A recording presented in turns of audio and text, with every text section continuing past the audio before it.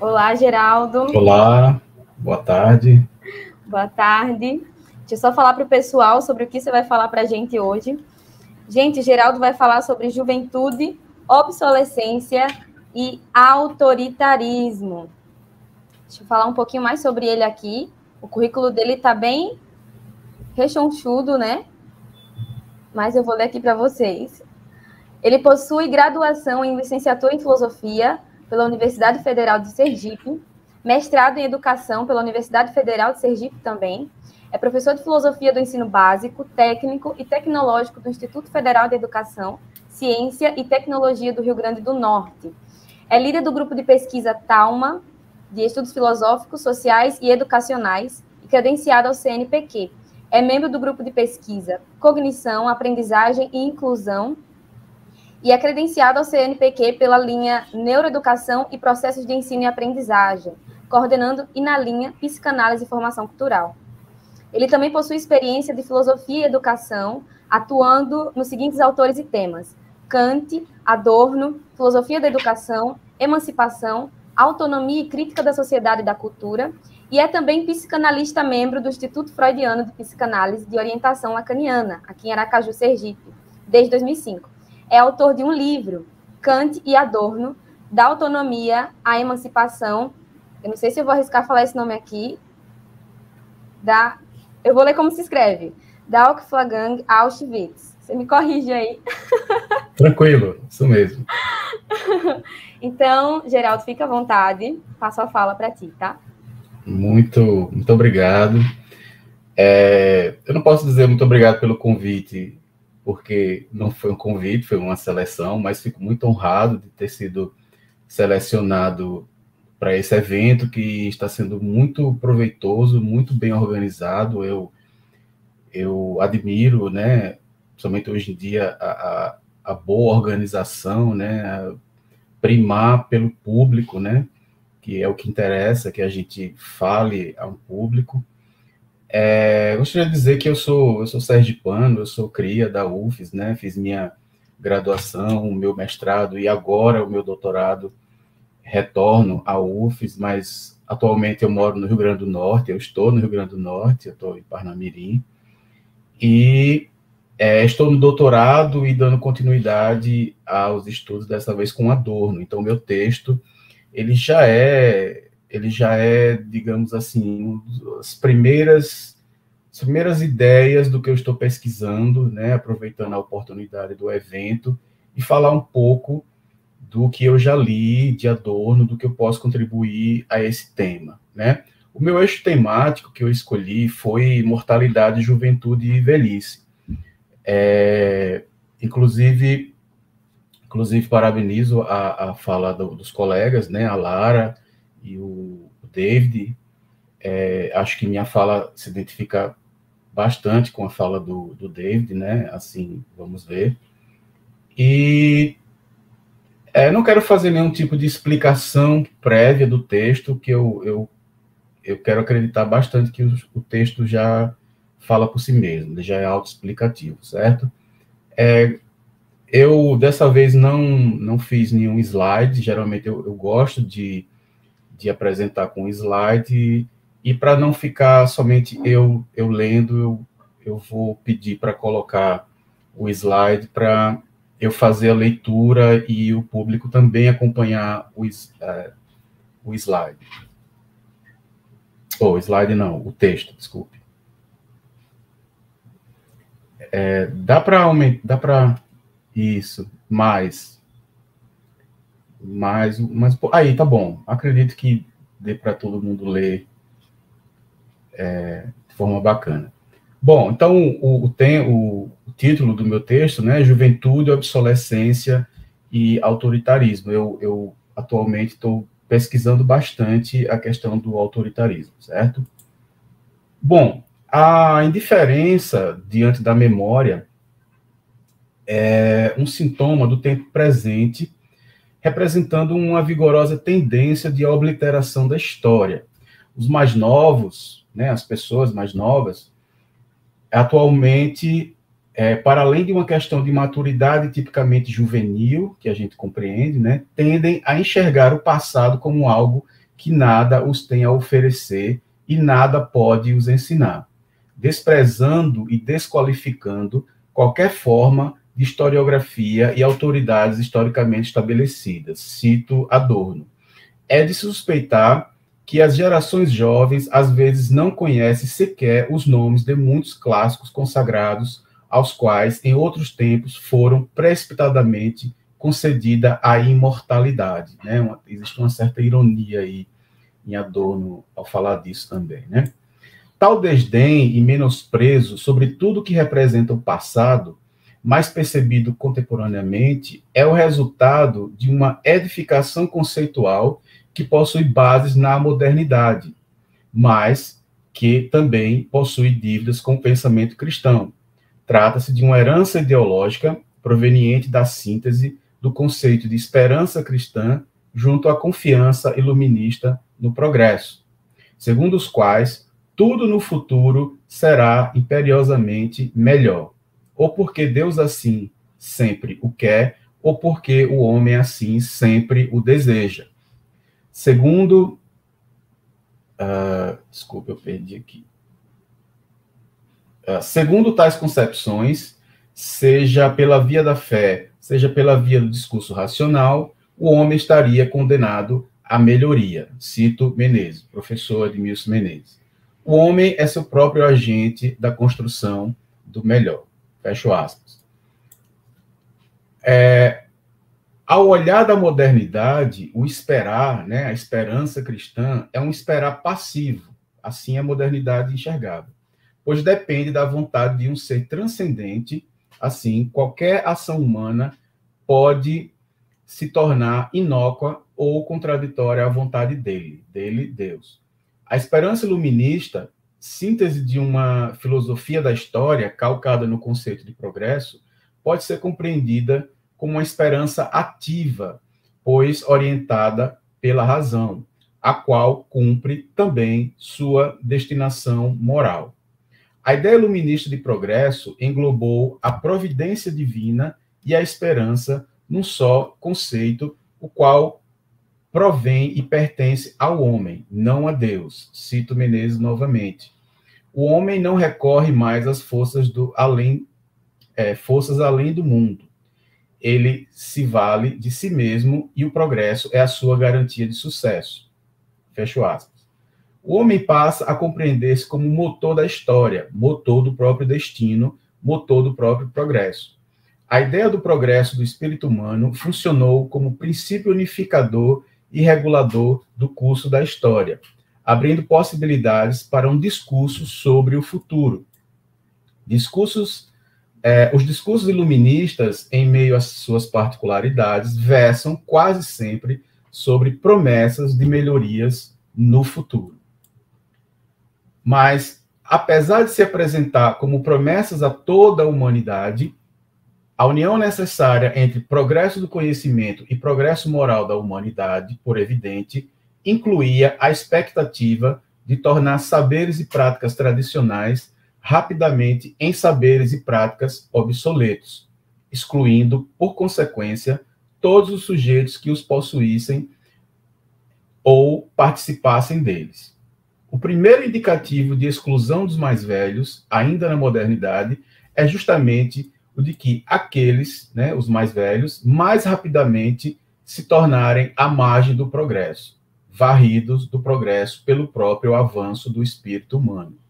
Assim, a ideia de progresso que nos foi legada, real e ideologicamente, é de algo que sempre está à nossa frente, e um dia, necessariamente, não haverá mais tempo de alcançá-lo, independentemente do esforço pessoal, como um trem-bala que, mais cedo ou mais tarde, chegaremos atrasados na estação. Cito Hegel.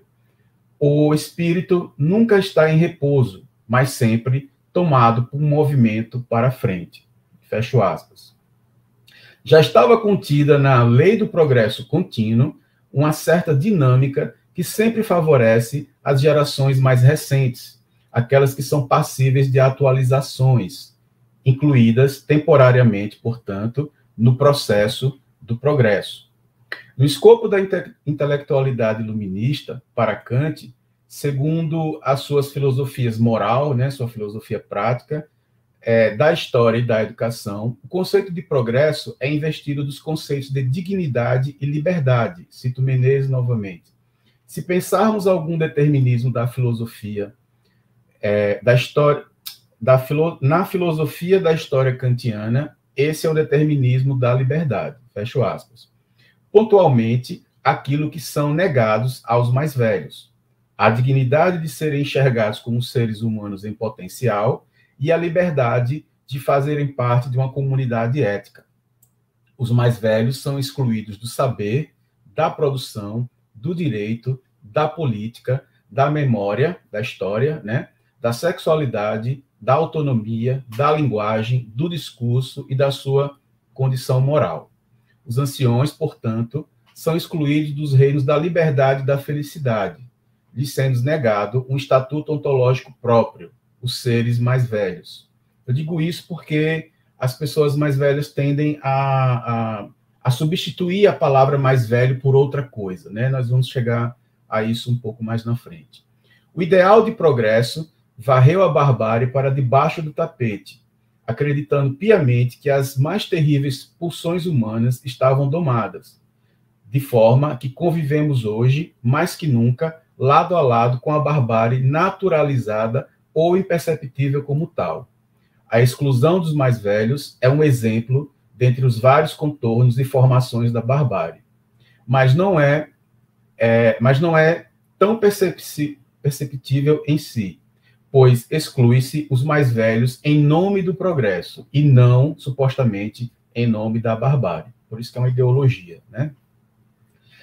Para que o rumo do progresso continue a seguir, é necessário excluir alguns obstáculos, dentre eles os sujeitos mais velhos. Foi estabelecido, assim, no Ocidente pós-iluminista, uma separação intransponível entre conhecimento tecnocientífico e sabedoria de vida, moral, gerando uma consequente deturpação do conceito de experiência, tornando-se algo que não dependeria mais do acúmulo histórico de princípios e conhecimentos observados e acumulados, e sim algo que dependeria mais da confiança e da esperança no futuro. A experiência, etimologicamente, aquilo que se conhece além das fronteiras ou dos limites, hoje, não identifica mais seus limites no passado, considerando-o superado. Contraditoriamente, a experiência, hoje, aponta para o futuro, na forma de uma esperança no progresso, caindo vertiginosamente num vazio social, pois descarta-se um passado que não foi devidamente elaborado e sustenta-se num futuro que não foi devidamente conjecturado.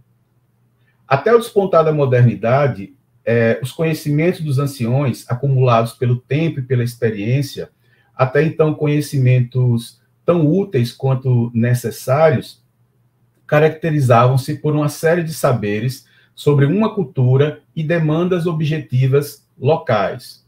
A terra local, o clima local, as plantas locais, os animais locais, os espíritos locais. A perda de um ancião representava uma perda significativa de experiências e conhecimentos, alguns até irrecuperáveis. A pretensão científica à universalização dos saberes, dos conhecimentos e das práticas destituiu a necessidade de tradições ou de autoridades historicamente instituídas.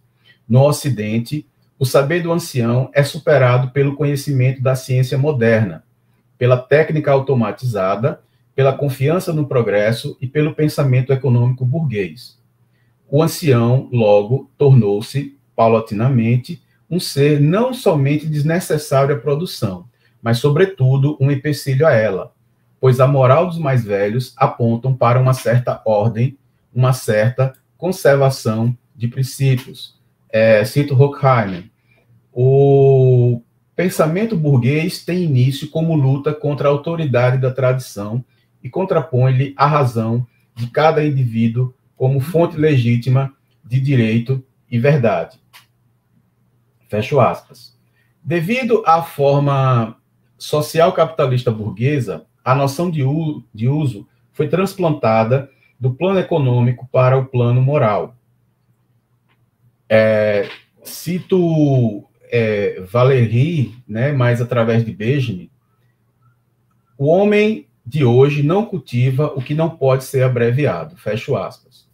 Se conhecimento é poder, como infere o emblema moderno anunciado por Francis Bacon, os mais velhos são justamente aqueles que, por sua condição, foram depostos do saber, pois o saber, a partir da modernidade, passa a ter um caráter cumulativo e impessoal, muito mais dependente das pesquisas futuras do que de experiências pessoais passadas, impondo aos mais velhos uma realidade na qual eles não são mais nem monumentos, nem documentos do passado, né? Fazendo uma referência aí a Foucault, da arqueologia do saber. Recordemos de algumas memoráveis declarações de Henry Ford, né, só a título de exemplo, quem afirmava, em síntese, que history is bunk, a história é uma bobagem, né? Ele fez várias dessas declarações em entrevistas, né, de revistas, de jornais da época, ressaltando que o termo bunk pode ser compreendido como besteira, absurdo, picaretagem, charlatanice, inútil e até mitologia. É um exemplo de uma típica mentalidade burguesa que compreende que o mundo deve seguir um processo de sepultamento do passado e ser guiado por um conceito de um eterno agora. Interessava aos empreendimentos Ford, que conceberam nada mais nada menos que os primeiros automóveis produzidos em massa da América do Norte, reproduzir uma ideologia que encara a vida social segundo um conceito de progresso alienado, que não progride para frente, mas para lugar nenhum, pois o futuro é sempre visto como algo a se fazer, ou seja, inalcançável. Em tal contexto, a velhice, enquanto tal, torna-se uma condição que deve não somente ser desautorizada, mas ignorada por completo. No Oriente, apesar de toda a influência ocidental do pós-guerra, do pós-Segunda Guerra Mundial, aliás, e das mais recentes pressões do capitalismo tardio, aquela separação, né, entre conhecimento tecnocientífico e sabedoria de vida não se efetivou por completo. Resiste ainda a ideia de que os mais novos podem muito bem possuir conhecimentos tecnocientíficos, mas nunca sabedoria de vida, pois trata-se de algo que ainda acredita-se que seja transmitido necessariamente em acordo com os ancestrais. No Ocidente, o sistema de produção determinou o ritmo dessa distinção, e uma vez que os mais velhos se tornam defasados ou obsoletos, nada tem a oferecer aos mais novos, nem conhecimento, nem sabedoria de vida, pois no Ocidente é aceito que até a moral está sujeita a constantes flutuações e mudanças radicais. Para o Oriente, mesmo ocidentalizado em muitos aspectos, os mais velhos significam devidamente uma sabedoria que só eles possuem e podem transmitir. Um jovem, enquanto jovem, nunca a terá. Por isso, de forma geral, ainda respeitam e reverenciam os mais antigos. A sabedoria de vida, os princípios morais, é compreendida ainda, né, no Oriente, como algo que reside no passado, presentificada pela vivência daqueles que fizeram parte dele. No Ocidente moderno, o discurso sobre o saber gira em torno do conceito de futuro. É sempre um discurso de promessa, que ninguém, a rigor, ainda sabe ou possui, muito menos os mais velhos. A própria religião, né, entre aspas, shintoísta, assim como o budismo, é uma prova de que tal conservação baseia-se no culto aos seus ancestrais, mas não qualquer antepassado, e sim seus próprios familiares, bisavós, avós, pais, tornando-se, assim, aos olhos da compreensão ocidental de religiosidade, mais que um respeito aos antigos, e sim, praticamente uma religião familiar. Quase todas as orientações religiosas ou morais do Oriente, incluindo inclusive o islamismo, são ainda calcadas na figura do mestre, do guru, do mentor, do guia espiritual, né, o guia de vida. No Ocidente, tal figura foi caricaturalizada, questionada quanto à sua real função social, reproduzindo-se apenas seus gestos ritualísticos, ou seja, os gestos repetitivos, ou seja, reduzida ao ridículo. Um grande problema ontologicamente observado no Ocidente é que o futuro como promessa nunca se concretiza, e nada foi colocado no lugar da autoridade e do mestre, que davam sustentação simbólica às sociedades pré-capitalistas de forma geral. O que explica, dentre outras questões, o vazio simbólico o qual os ocidentais estão submetidos. Vazio este que o capital tenta preencher com seus apelos ao consumo e sua espetacularização da vida cotidiana. A preservação da memória está ligada necessariamente à preservação do tempo real, o tempo concreto e experimentado, resguardado pela lembrança. A produção industrial, que, cito Adorno, procede sempre em ciclos idênticos e pulsativos, potencialmente de mesma duração, fecho aspas, liquidam a memória, o tempo e a lembrança como um resto irracional do cálculo matemático da produtividade. A sociedade burguesa se aliena na memória, espelhando-se na atemporalidade dos processos produtivos industriais, que reproduzem sempre o mesmo, adaptando-a ao meramente existente. Como a presença e as relações com os mais velhos presentifica o passado e a passagem do tempo, constituindo a própria memória viva, aqueles que são excluídos, real e simbolicamente, aqueles são excluídos, melhor dizendo, real e simbolicamente, dos espaços comuns de vivência, relegados à solidão, ao enclausuramento e à desistência da vida. Como não há restos nas operações matemáticas da sociedade burguesa, ela mesma também vê nisso uma oportunidade de administrar a velhice, que versa desde a gerência de sua própria moradia, dos seus hábitos de vida e até dos aspectos ligados à morte, como as assistências e os planos funerários. Não podemos deixar de mencionar também a administração da não-velhice, ou seja, da venda de produtos e tratamentos, sempre demasiadamente caros, que prometem o retardamento da velhice. Um outro exemplo notório da inversão social que presenciamos hoje é a dependência que os mais velhos possuem quanto ao conhecimento atualizado dos mais jovens para fazer uso de ferramentas mínimas de sobrevivência social. Ferramentas estas projetadas pelos mais jovens, como pagar a conta, comunicar-se, essa é a mais grave de todas, né? Locomover-se ou até mesmo pedir uma comida. Na medida em que comunicar-se tornou-se complexo por demais, os mais velhos foram definitivamente silenciados, tornando-se mais socialmente invisíveis que nunca. Talvez as implicações mais notáveis que se retroalimentam no processo de exclusão dos mais velhos na sociedade real. Essa sociedade real, pessoal, eu uso esse termo para fazer uma contrapartida com a sociedade virtual, que é o que se vive nas redes sociais, na internet de forma geral, que aquilo é uma sociedade virtual, né? São justamente aquelas que passam pelo âmbito da linguagem. A sociedade moderna capitalista, através de meios bastante engenhosos e persuasivos de incitamento de sensações, ideias e conceitos na sociedade, como o marketing, a propaganda e a publicidade, acabam por reger uma série de vocábulos e imagens que nos induzem ao afastamento de qualquer possibilidade de enxergar e encarar a velhice como condição natural da vida humana, que levam os sujeitos contemporâneos a experienciarem a velhice praticamente como um mal do século. Termos como superação, né, termos que entram na nossa linguagem no dia a dia e a gente não percebe, né?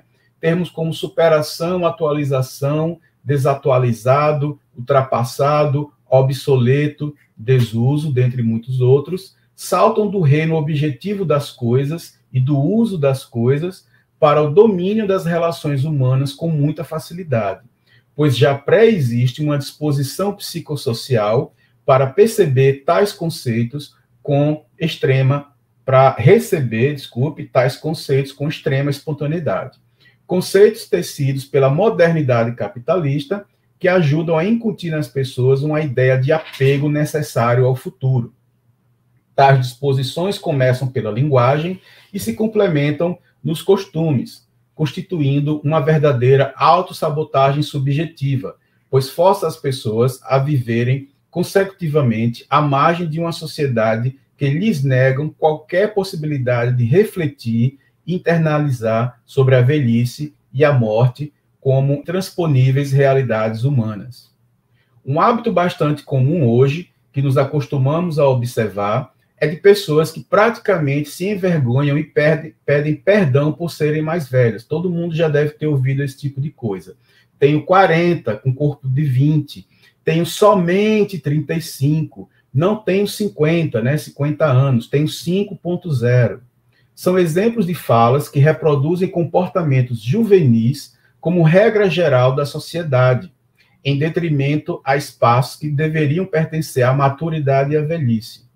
A imagem acerca da velhice, já antecipadamente, nos aparece como uma imagem prejudicada, favorecendo a uma deteriorização simbólica do sujeito sobre a imagem de si mesmo, no presente e no futuro. O vigor e a imagem de sabedoria dos mais velhos de outrora foi decomposta propositadamente em imagem de declínio existencial e identificação ao nada. Tudo na vida, inclusive os significantes que remetem à morte, deve transparecer e se ligarem às ideias do divertido, do animado, do prazeroso e do festivo, tanto quanto superficial, remetendo a uma imagem ideologicamente construída da juventude em oposição à soterrável imagem da velhice. Na modernidade, a luta a favor da autonomia da razão se deu essencialmente como antagonismo à autoridade. Esta noção, junto às condições objetivas, devem, dentre elas a política, logo converteram o confrontamento à autoridade em autoritarismo. A autoridade dos mais velhos, por mais que possa ter sido um dia impiedosa e agressiva aos olhos atuais, ainda assim tratava-se de uma autoridade visível, simbolicamente apreensível, que se justificava moralmente. A autoridade real e simbólica dos mais velhos, no processo de construção da sociedade moderna burguesa, foi substituída por uma gama de autoridades imaginárias, se não metafísicas. A autoridade do progresso, do futuro, da economia, do mercado, do capitalismo, da tecnologia, etc. Tudo aquilo que possui ou pode possuir componentes tão inapreensíveis quanto irracionais. Cito Horkheim novamente. O formalismo de opor razão e autoridade, de se confessar adepto de uma e desdenhar a outra, o anarquismo e a convicção autoritária do Estado pertencem ambas à mesma época cultural. Fecho aspas. Não à toa, historicamente constatado, o que se advém imediatamente a queda da tradição e o advento do liberalismo foi justamente os totalitarismos de Estado, formas políticas, mas não menos simbólicas, que tentaram rearranjar o caos promovido pela economia livre de mercado e pelo apelo ao individualismo, que afetou muito rapidamente as formas tradicionais de autoridade. Diante da possibilidade de autonomia, da regulação da própria vida e da necessidade de impor sentido existencial a si mesmo, o sujeito moderno foi empurrado a um vazio que não deu conta e ainda não dá conta, abrindo as portas para a regressão, aceitando com facilidade formas bárbaras de correção social. Uma sociedade individualista é aquela que justamente se compreende desprovida de autoridades a não ser a si mesma, mas que simplesmente não dá conta, apelando para figuras públicas que encarnam o autoritarismo e a remissão moral, e sempre em nome do novo. Nesta narrativa, como face da barbárie, qualquer um pode se tornar o próximo mais velho em muito pouco tempo, independentemente da idade. Uma sociedade que condena os mais velhos ao esquecimento e à obsolescência moral é uma sociedade sem direção, logo, sem futuro. Termino com uma frase do Hegel. Os sábios devem governar, né? Os Aristóteles, não a ignorância e a vaidade do melhor saber. Concluo aqui, pessoal. Muito obrigado.